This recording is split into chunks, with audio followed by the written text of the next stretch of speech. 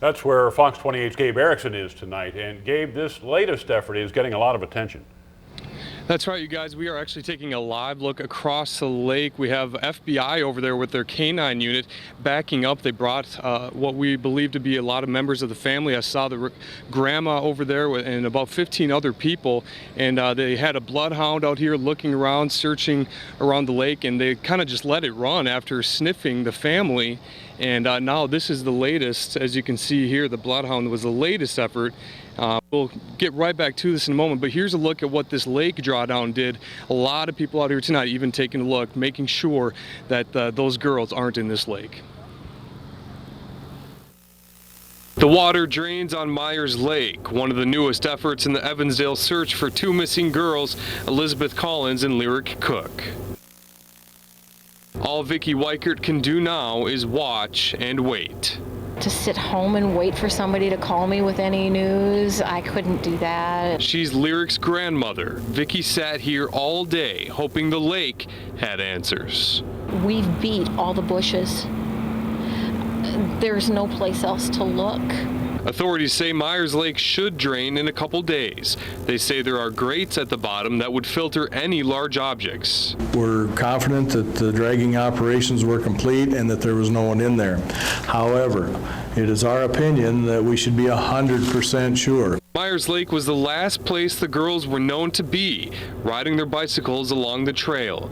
Much more than a lake now, the mystery draws volunteers like Denise Jensen from hours away. There's a sense of loss, you know, because of the girls. As the water becomes more shallow, people line the shores, reflecting on Elizabeth and Lyric, speculating whether the pieces to the puzzle were in front of them all along. It's the not knowing.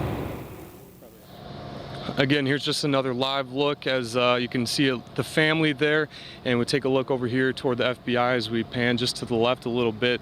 We are going to continue to monitor what is going on here tonight. Obviously some sort of development, and we'll have the latest, if not later in the show, on CBS 2 News at 10. We are live in Evansdale. Gabe Erickson, Fox 28 News at 9. CBS 2's Gabe Erickson is there live tonight to continue our team coverage. And Gabe, what is the latest out there on the scene?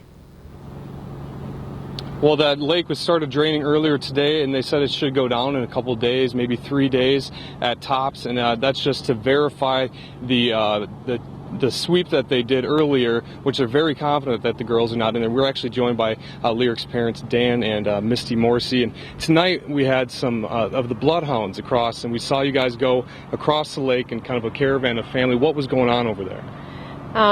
We, as a family, a large number of our family went over, got scented by the canine unit to rule out our scent, and then they went ahead and gave articles to the dogs, one at a time, one for each girl, and then let them go and follow the scent. Both dogs picked up scents. Immediately they picked up the scent and took off, which was a good sign. Right from where the dogs started, they got the scent, and they were happy with the news. They can't reveal anything right now. They're brainstorming, kind of going over what the dogs did and the whole art of it all. I don't know. I'm glad, you know, that these dogs were picking up something. You know, it was a sign of something, which has been a lot, you know, for these past 4 days. It's a big deal. Yeah, 4 days of absolutely no clue, and to hear that news finally tonight, and even tonight, you can look over, it's a little dark right now for the camera, but they're shining right across where the girls were last seen. What does this mean for you guys tonight with this new development? It's just a new jolt of hope, just a hope that, you know, that the dogs may come up with something, you know, that it may give us some new information. So it did. It gave a new jolt of hope. We'll be anxious to find out what they have to say after they collaborate and get back to us. All right, well, thank you, too, for the courage to join me tonight here live. We hope the best for you and also the girls. And Scott and Tiffany will send it back to you. They'll have more tomorrow in a press conference at 4 o'clock, unless developments occur before then, in which case they'll let us know as soon as possible. We are live in Evansdale. Gabe Erickson, CBS 2 News. All right, we are hoping and praying for the best. Thanks, Gabe.